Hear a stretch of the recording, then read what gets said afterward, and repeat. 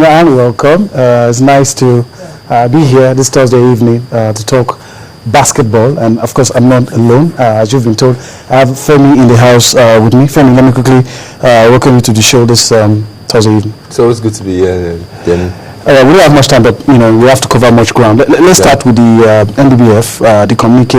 A lot has been put in our face in terms of what the NBBF wants to do, and I'm very sure that will come up on the screen. It was released yesterday. Yes.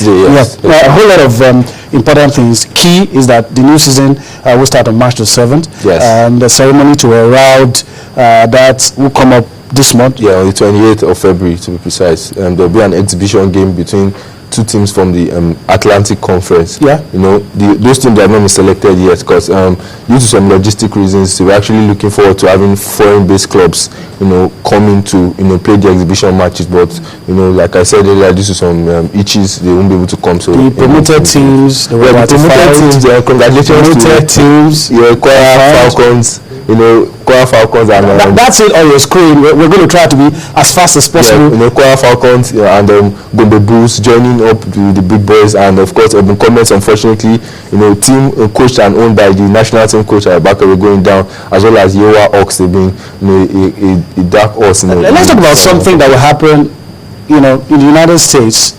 It's going to happen this weekend. Ours is going to happen in April. Yeah. We're going to have the All-Star weekend. But quickly, we had something like that last year, yes. The Celebrity Jumbo. And this year's version is going to take place April 25, yes, I'm told. Yes. But let's talk about the American version. Yeah, the American version. Quickly, on Friday, we'll be having the Celebrity All-Star game where you see actors, actresses, and of course all the big people. But I think the one that catches my eye is the U.S. Secretary, of Education, talking about Annie Duncan, being part of the whole action on the basketball court. We're going to show that. We're going to have something similar to that in Nigeria. Similar. And so the All-Star game is going to have the West against the East. Yeah, the West against the East. And for the past couple of years, 3 years to be precise, the West have been taking it. Last year, Chris Paul was MVP, scoring 35 points and making 15 rebounds. We're not going to see Kobe this time. Yeah, no Kobe. Anthony Davis is going to replace him. The young man from the New Orleans Pelicans, is taking his place. He can't recover enough, for that,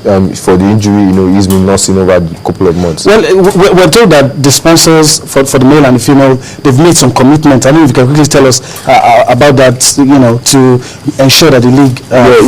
Fantastic commitment actually from the sponsors of the Premier League, of talking about the male version now. DSTV. They've said that they'll be giving out Man of the Match awards, after every game, that is shown live on TV. I think it's a good one to do. I think there's cash to it as well. Also cash. The cash is for the clubs now, but when you hear it, you think it's for the fans. Actually, for the clubs who can have the most number of fans on the stands. They're actually gingering the clubs, to pull their fans into the stand, into the stadium, let them come and watch, and feel the excitement. We hear them talking about. I think it's 500,000 naira. 500,000, big money, big money. That's almost half of what you get as a winner. What's happening for the ladies? We hear March 19th.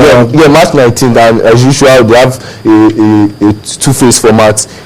Last season they played the first format in Abuja, then they went to Asaba to play the second phase.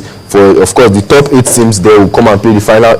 The last year's one was in Lagos. We don't know if they'll be shifting it, over to other centers this year. As well, NBBF added something new to the Challenge Cup, will to be, in the fray. The Challenge Cup is not like the FA Cup where you see, all tiers of basketball levels. What you have on screen, a moment in history, that.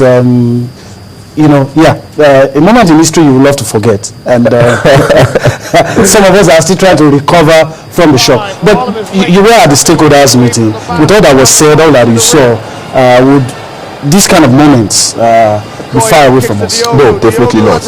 No, we are getting there, and I like the energy and the drive at which everyone was talking at the conference. You showed that we actually felt the pain of losing to Senegal, and also losing our World Cup ticket in that one. So everyone is coming together now, working together to ensure that this doesn't happen again.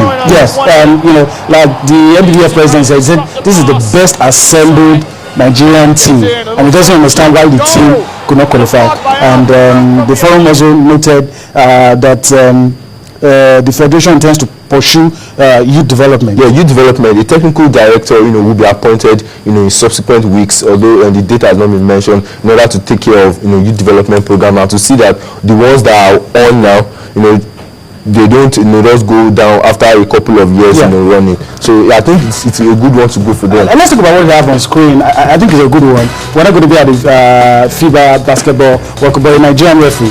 I remember he was in Cote d'Ivoire, at the AfroBasket 2014. I witnessed it and I saw him. He's a fantastic guy. He was not only the one there. We have 3 FIBA referees in Nigeria. Tunde Bukola, one of them too, as well as Olayinka Elegbelere.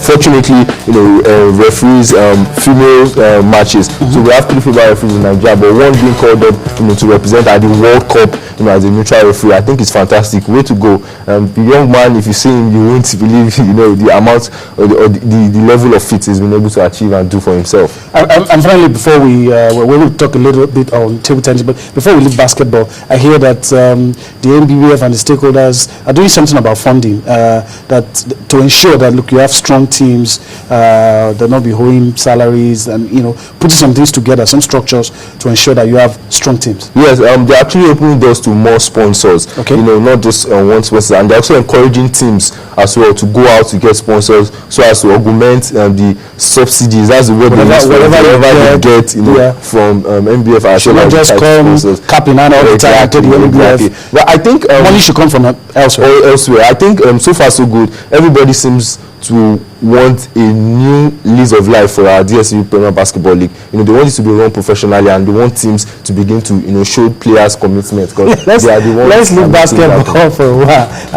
I'm laughing because what you have on screen, Nigeria's representatives at the Kuwait Open, you have Aruna Kodri, Makujola, Kaze, they are out. And Africa's #1 as well. It's a sad one. I don't know. I wonder why Africans don't hold their own, at the world stage. Yes, it keeps happening all of the time, and it baffles me, because when